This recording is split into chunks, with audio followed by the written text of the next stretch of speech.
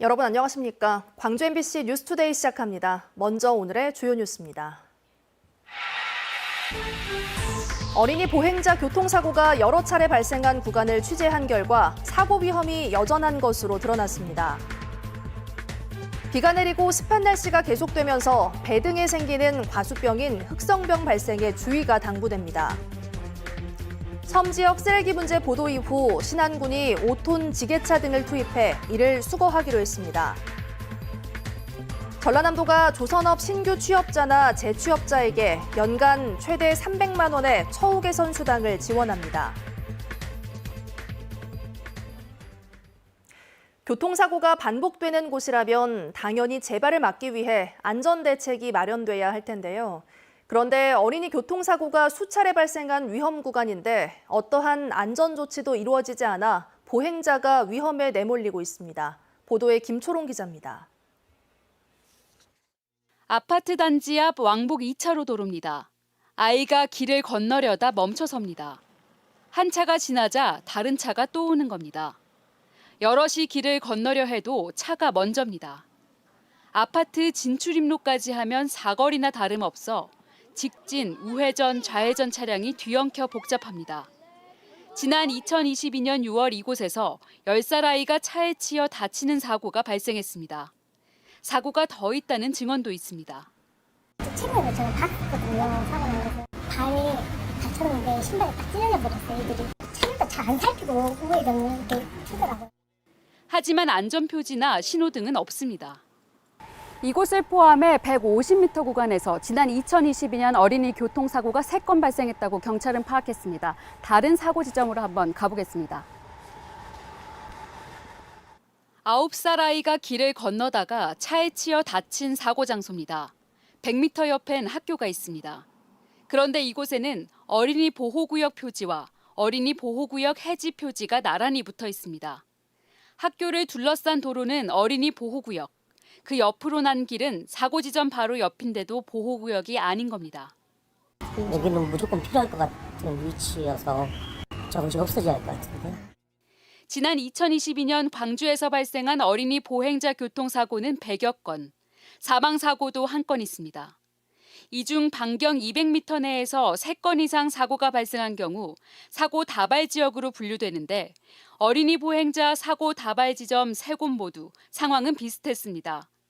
사고가 난 곳에서 또다시 사고가 나는 구조지만 신호등이나 안전표지판이 없는 등 조치도 미흡해서 사고가 반복되고 있는 겁니다. 특히 어린이 보호구역은 도로교통법상 안전관리가 의무지만 그 외의 지역의 경우 사각지대가 될 위험이 있어 각별한 관리가 필요합니다. MBC 뉴스 김초롱입니다. 지난 밤사이 거센 비가 지났습니다. 많은 비가 쏟아졌는데요. 보성과 광양에서는 260mm가 넘는 비가 내렸고요. 그 밖에 남해안 지역에서도 200mm가 넘는 비가 쏟아졌습니다. 큰 비가 지나면서 곳곳에서 급값을 경신하기도 했습니다. 광양과 진도에서는 5월 일강 수량 최고 급값을 경신했고요. 그 밖의 지역에서도 2위 급값을 경신했습니다. 거센 비구름대는 대부분 지난 상태긴 합니다만 오늘까지도 약한 빗방울이 떨어지면서 날은 계속 흐릴 것으로 보입니다.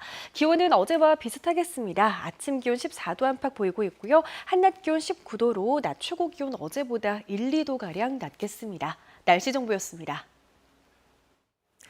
앞서 들으신 것처럼 어린이날인 어제 전남을 비롯해 전국에 많은 비가 쏟아졌죠. 비 소식에 일부 행사가 취소되기도 했지만 아이들은 신나는 공연을 보고 우주선 모형을 만드는 등 비를 피한 실내 공간에서도 즐거운 연휴를 보냈습니다. 보도에 유민호 기자입니다.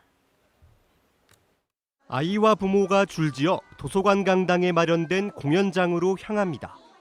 불고 두들기고 신나는 재즈 연주에 박수가 절로 나옵니다. 어린이날 굵은 빗줄기에도 자리가 가득 찰 정도로 관객이 몰렸습니다. 아이들 데리고 어디 갈 데도 없었는데 이렇게 즐겁게 행사 참여할 수 있는 재밌게 즐기도록 하겠습니다. 얼굴 페인팅, 로켓 날리기 등 다채로운 행사도 함께 열렸습니다. 풍선도 만들어 주시고 이렇게 그려주시고 그런 게 좋았습니다.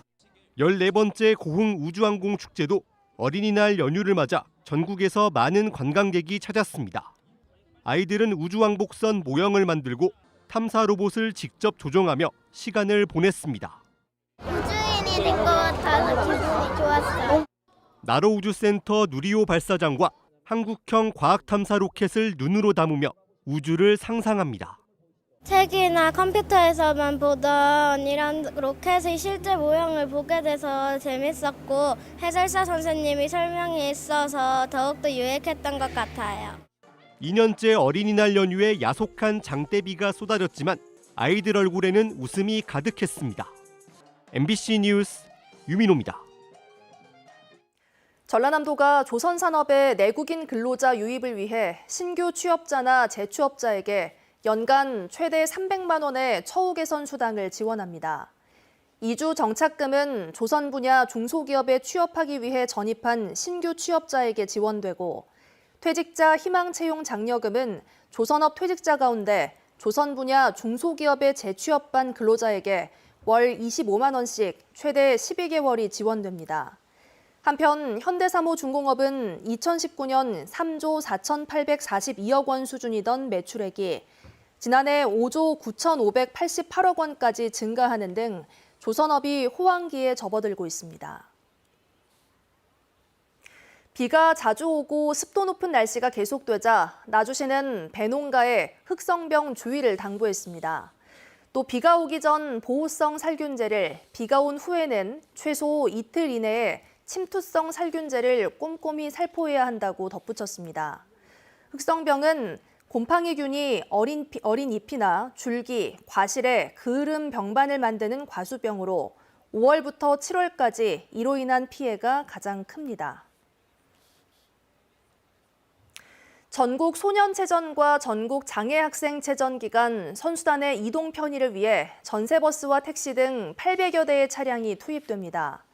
장애학생체전은 개최 전일인 오는 13일부터 폐회일인 17일까지 닷새 동안 숙소와 개회식장, 경기장 간 이동 편의를 제공하고 소년체전도 숙소와 경기장 간에 차량이 배치돼 선수단을 수송할 예정입니다.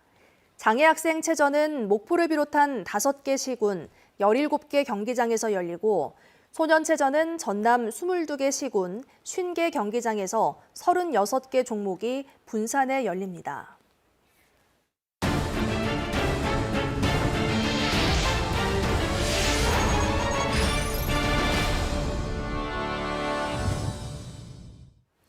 (100년) 넘게 광양의 중심 상권 역할을 해온 광양 매일시장이 시설 현대화 사업을 마치고 최근 새롭게 문을 열었습니다.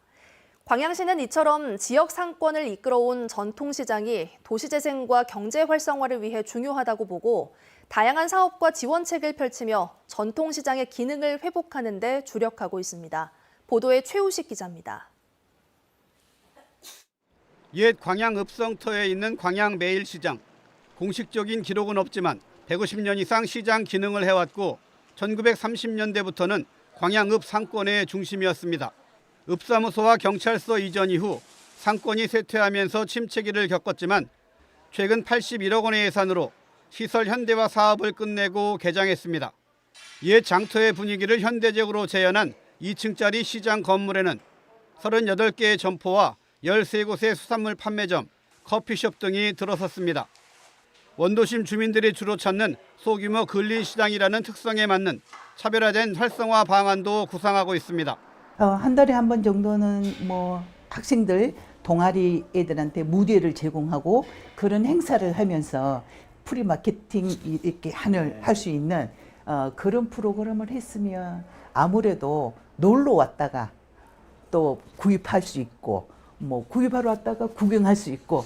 광양시는 이곳 매일시장뿐 아니라 관내 6곳의 시장에 대한 상권 활성화와 경쟁력 확보라는 전통시장 기능 회복에 고심하고 있습니다. 광영 상설시장 증축 사업에 74억 원, 광양 5일시장 유장교육 개선 사업 9억 원, 디지털 전통시장 추진 사업에 4억 원 등 예산 투자도 꾸준히 이뤄졌습니다. 상인들의 경영 마인드를 제고시키는 것도 광양시가 힘을 쏟는 분야입니다. 향후 2년간 우리 시를 대표하는 중마시장과 광양 5일시장 두 곳에 8억 원의 예산을 투입하여 전통시장의 르네상스를 이끌어낼 계획입니다. 또 다음 달까지 매달 일주일간 정부가 주관하는 전통시장 온누리 상품권 환급 행사도 4곳에서 진행하고 있습니다. 광양시는 전통시장의 기능 회복이 지역경제 활성화와 도시 재생은 물론 가장 확실한 지방소멸 대응책이라고 보고 행정력을 집중하고 있습니다. MBC 뉴스 최우식입니다. 전라남도와 전남정보문화산업진흥원이 메타버스 콘텐츠 발굴과 실증을 지원하는 과학기술정보통신부 메타버스 허브센터 구축과 운영 공모사업 주관기관으로 선정됐습니다. 메타버스 허브센터는 나주에 구축될 예정으로 고도화된 실증 지원 기술을 통해 메타버스 콘텐츠를 검증 발굴하고 전문 인력을 양성합니다. 올해는 테스트 장비와 교육장 구축 등 기반 조성 중심으로 이루어지고 내년부터는 기업 수요 맞춤형 실증 지원과 메타버스 아카데미 등 실질적 지원 중심으로 운영됩니다. 곡성군이 운영하는 온라인 쇼핑몰 곡성몰에서 오는 16일까지 모든 상품을 30% 할인하는 행사가 진행됩니다. 곡성몰에는 유기농 바라현미 선물 세트와 한우 혼합 세트, 민물장어 등 각종 선물용 식품이 판매됩니다. 30% 할인 쿠폰은 2만 원 이상 구매 시 1인 2매 제공되며 최대 할인 금액은 10만 원입니다. 전남 지역 최초의 정원형 식물원인 산이정원이 그제 정식 개장했습니다. 전체 공원 면적 52만 8,925제곱미터 가운데 1단계로 16만 5,200여 제곱미터가 먼저 공개됐는데 마지정원과 동화정원, 생명의 나무 등 다양한 테마정원으로 구성됐습니다. 내년 5월에는 글램핑장과 온실 열대식물원, 와이너리 가든 등이 있는 나머지 부지가 개장될 예정으로 전체 부지가 개장하면 전국 13개 식물원 가운데 두 번째로 큰 규모입니다.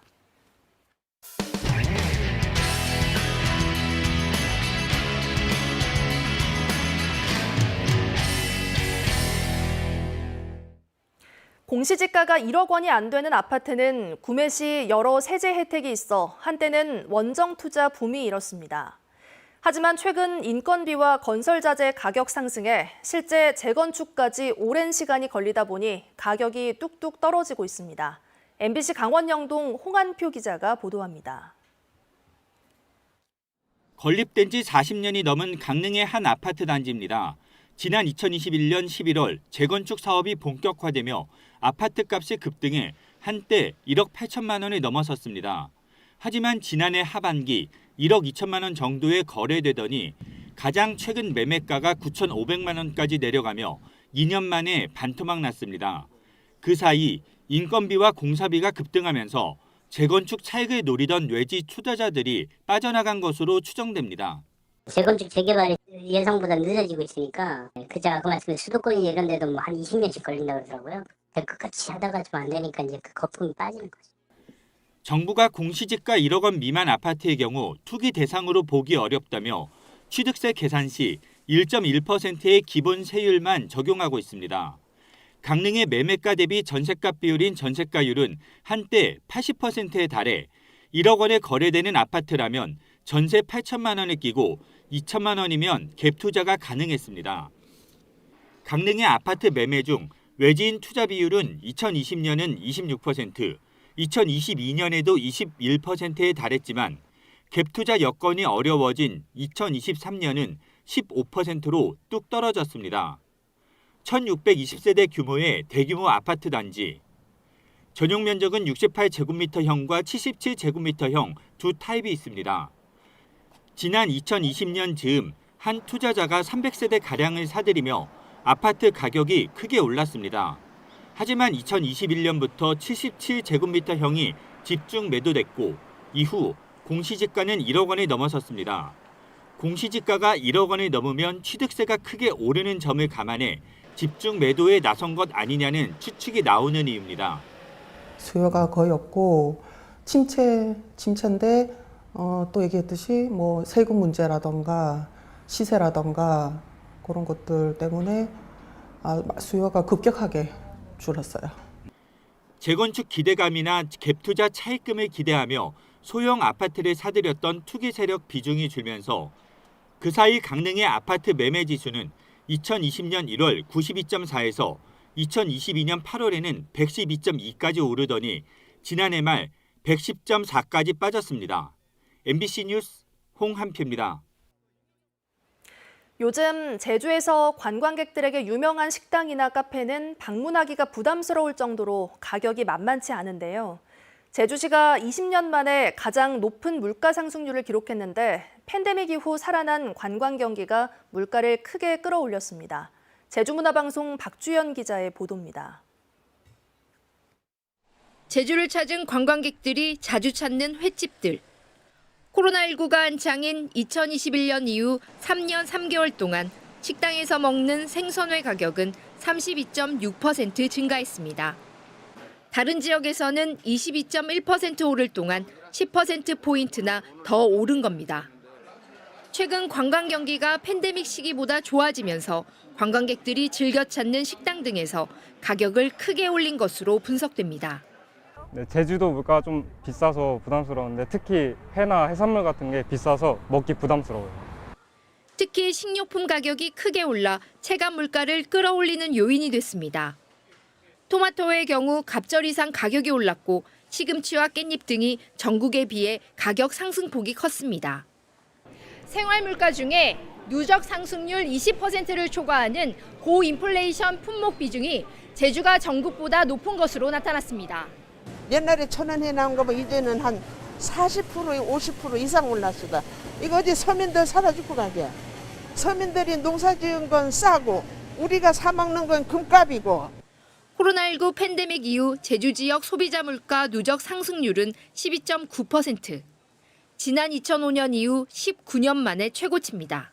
농축수산물 유통 구조를 개선하고 관광객 선호도가 높은 외식 서비스 가격에 대한 정보를 투명하게 공개해 제주 지역 고물가 논란에 적극적으로 대응할 필요가 있겠습니다. 주차의 경우 다른 시도 평균 누적 상승률보다 14배나 높고 문화 강습과 미용 부분도 갑절 높은 것으로 분석되면서 체감 물가를 이끄는 품목별 가격에 대한 주기적인 모니터링도 필요하다고 전문가들은 당부했습니다. MBC 뉴스 박주연입니다. 지난해 부산항에서 선주들을 협박해 돈을 갈취한 일당이 최근 경찰의 무더기로 붙잡혔습니다. 이들 중 일부는 갈취한 돈으로 마약을 구입해 투약한 것으로 드러났습니다. 부산문화방송 이승엽 기자가 보도합니다.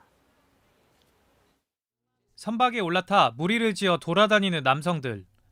부산항을 중심으로 활동하며 선박 해상유 판매업자와 선주를 상대로 돈을 뜯어낸 지역 조직 폭력배들입니다.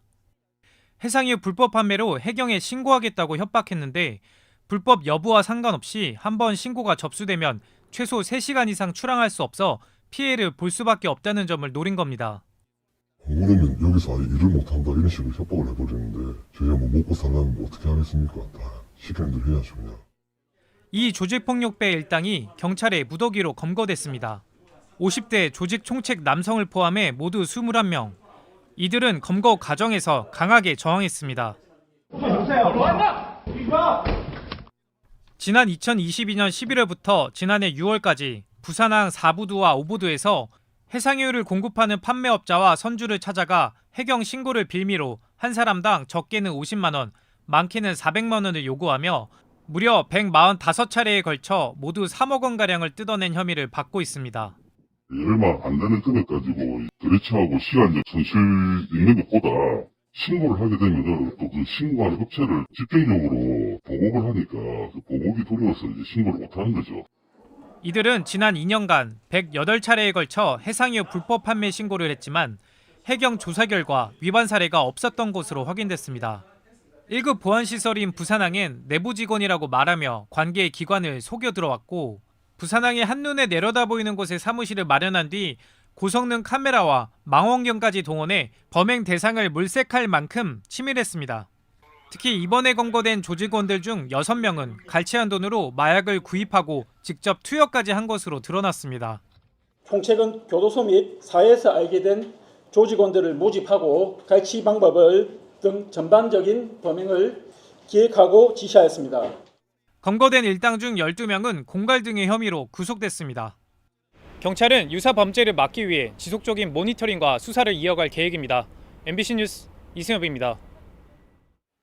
보성군은 내일까지 한국차문화공원 일대에서 지역 축제를 통합한 2024년 보성군 통합대축제를 개최합니다. 보성 다향 대축제와 군민의 날, 녹차 마라톤 대회, 드론 라이트쇼 등 9개 행사가 함께 열리는 형식입니다. 축제에는 보성 티 마스터컵과 녹차 스탬프 투어, 찻잎 따기 등 79개 프로그램이 준비됐습니다. 2024 영산강 그란폰도가 오는 11일 나주에서 열립니다. 그란폰도는 영산강 일대를 포함한 나주와 영암, 화순 등 120여 킬로미터 구간을 자전거로 달리는 대회입니다. 이번 대회는 광주 MBC와 나주시가 주관하며 자전거 생활체육 정착과 지역 홍보 등을 위해 추진됩니다. 곡성군이 오는 17일부터 열흘간 곡성 섬진강 기차마을에서 세계 장미 축제를 개최합니다. 이번 축제를 위해 7만 5천 제곱미터 규모의 꽃밭이 조성되며 장미 꽃다발과 향수, 초콜릿 만들기 등 다양한 프로그램이 준비됩니다. 곡성 세계 장미 축제에는 곡성군 추산 매년 30만 명 이상이 방문하고 있습니다. 조선대학교가 이달 조선대 박물관에서 호남 고고학의 오늘을 주제로 강연을 진행합니다. 강연은 매주 수요일에 진행되며 조선대 명예교수 등 전문가가 호남 인류사와 호남 청동기, 고인돌 등을 주제로 강연합니다. 강연에는 누구나 참여할 수 있고 조선대 박물관 홈페이지를 통해 신청하면 참석 가능합니다. 신안군이 방치되고 있는 섬 쓰레기 관리 강화에 나섰습니다.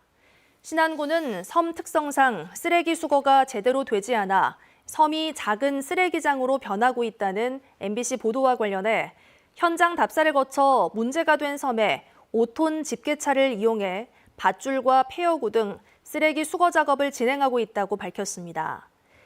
또 문제가 된 세탁기 등 방치된 가전제품들은 대형 폐기물 수수료 납부 여부를 확인한 뒤 절차에 따라 처리하고 관련 예찰을 강화할 예정입니다. 밤사이 큰 비가 지났습니다. 현재 강수량 보시면 어제 자정부터 오늘 오전 6시 기준 보성과 광양에는 260mm가 넘는 비가 쏟아졌고요. 그 밖에 남해안 지역을 중심으로 200mm가 넘는 비가 내렸습니다. 많은 비가 내리면서 급값을 경신한 지역도 있습니다. 광양과 진도에서는 5월 1 강수량 최고 급값을 경신했고요. 그 밖에 전남 곳곳에서 2위 급값을 경신하기도 했습니다. 거센 비구름대는 대부분 지난 상태라서 세찬 빗줄기는 그쳤지만 오늘도 종일 약한 빗줄기가 이어지면서 날은 계속 흐릴 것으로 보입니다. 기온은 어제보다 내림세를 보이겠습니다. 현재 기온 14도 안팎으로 어제 같은 시각보다 4도가량 낮은 기온 보이고 있고요. 한낮 기온도 19도로 낮 최고 기온도 어제보다 1, 2도가량 낮겠습니다. 신안과 진도의 낮 기온도 17도 안팎으로 예상됩니다. 순천의 낮 기온 20도로 낮 동안 포근한 날씨 예상됩니다. 바다의 물결은 전해상에서 최고 2.5m로 조금 높게 일겠습니다. 모레까지도 약한 비가 이어지면서 기온은 평년 수준을 밑돌겠습니다. 날씨 정보였습니다. 이상으로 뉴스 마칩니다. 함께해 주신 여러분 고맙습니다.